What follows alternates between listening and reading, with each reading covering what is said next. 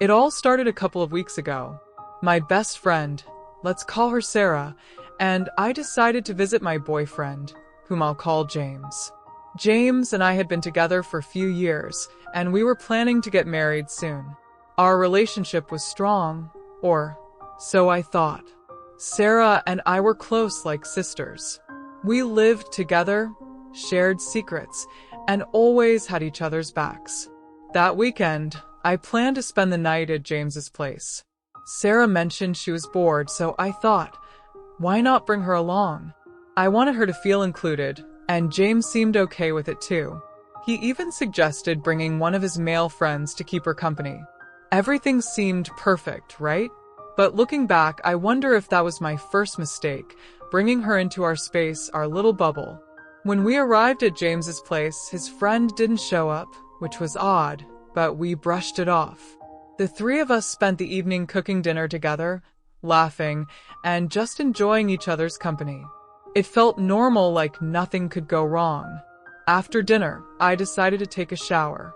I was gone for maybe 15 minutes, but when I came back, Sarah and James were nowhere to be found. I searched the apartment, and after what felt like forever, they walked in, claiming they had gone for a walk because it was warm inside.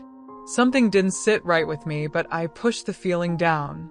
Maybe I was overthinking it. I didn't want to be the paranoid girlfriend who couldn't trust her man. So, I let it go.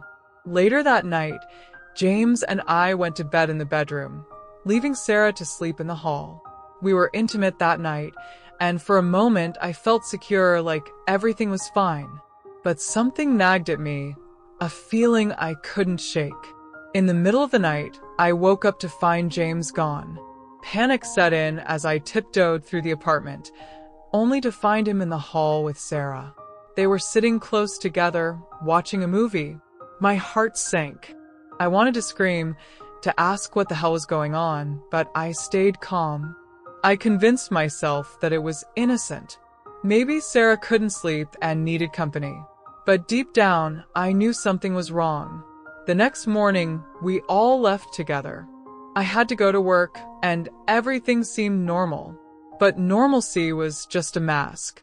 James and Sarah had exchanged contact information, something they didn't bother to tell me. It wasn't until later that I found out. A few days passed, and then yesterday happened. James told me not to come over, because he wasn't going to be around. I thought nothing of it.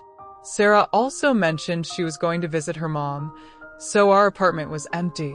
But something didn't feel right. Around noon, I got this gut-wrenching feeling, like something terrible was happening. I decided to go to James's place, despite him telling me not to. When I arrived, the door was unlocked. I walked in, and the sight that greeted me will haunt me forever. Sarah was in the kitchen, cooking, wearing nothing but a bra and panties.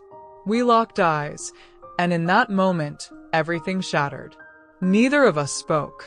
The silence was deafening. And then, James walked out of the bedroom, his face a mix of guilt and defiance. I didn't wait for an explanation. I turned around and left, tears streaming down my face. Since then, I've been crying nonstop. I feel broken and betrayed by the two people I trusted the most. The man I was going to marry, and my best friend. How could they do this to me? What hurts even more is the silence. Neither James nor Sarah has reached out to apologize or explain. I'm left in this void, wondering what I did to deserve this. I've talked to a few people about it, but no one seems to have answers. They've tried calling James and Sarah, but they either hang up or don't respond. I keep replaying everything in my head, trying to figure out where it all went wrong. Should I have trusted my instincts that night when they went for a walk?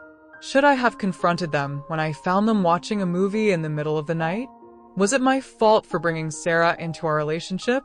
These questions are eating me alive. I wish I could go back in time, but I can't.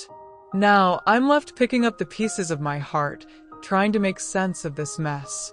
I don't know what the future holds, but I do know that I deserve better. We all do. So, To anyone watching this who's been through something similar, I want you to know that you're not alone. It's okay to feel hurt, angry, and lost. But it's also okay to let go and move on. We deserve people who love and respect us, not ones who betray us. Thank you for listening. I'll see you in the next video, hopefully with a lighter heart. Subscribe for more.